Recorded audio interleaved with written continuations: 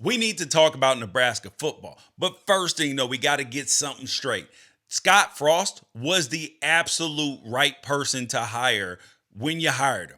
We don't need any revisionist history. He was an excellent offensive coordinator at Oregon, and he revived, actually, no, turned a UCF program into a national brand almost overnight.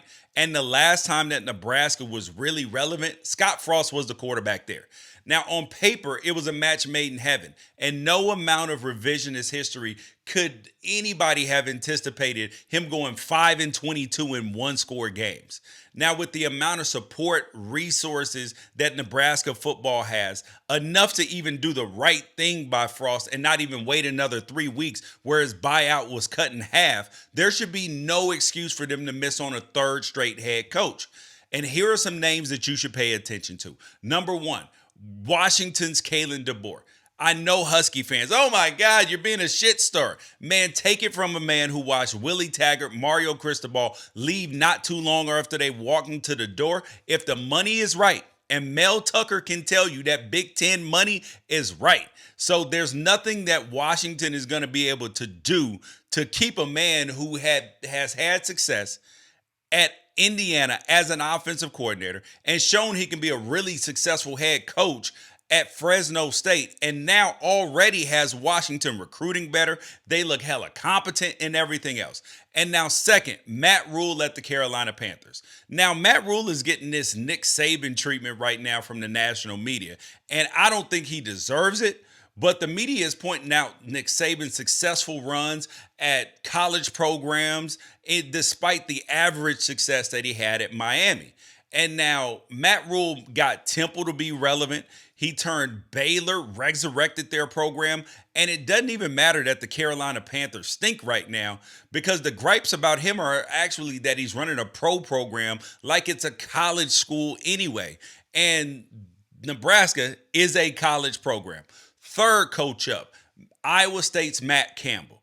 Matt Campbell has been leaked to everybody's job over the last, 3 years, that people are starting to wonder what the hell is up with this dude. Like, why won't he leave?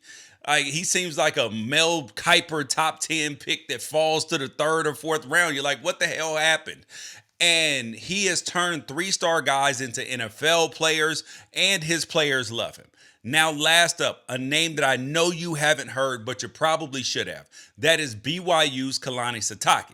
And now I'm convinced that as long as the Cougars, that they get to keep their offensive coordinator, Aaron Roderick, they won't go burning things in the streets. Now, their school just linked a Big 12 deal that, for a coach and a program that has gone 28-6 in their last 34 games, including 6 games over ranked opponents in the last 4 years. And if Nebraska fans are sending only 6 wins over ranked opponents in the last 4 years, well, you got none with Scott Frost. A absolute goose egg. And the only thing about Sitake is that he actually has figured out how to win one-score games. Over his first 16, he was 5-11, and since then, since 2019, he's gone 9-6. So he wins them games now, including last week's double overtime win over top 10 Baylor. And BYU was a program that was carried by nostalgia, and Kalani Sitake has built that into a modern program that has success. Now, isn't that exactly what Nebraska is trying to do right now?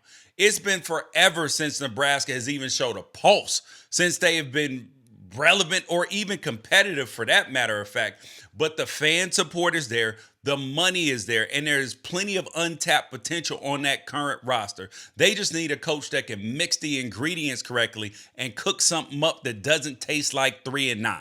Let that sink in.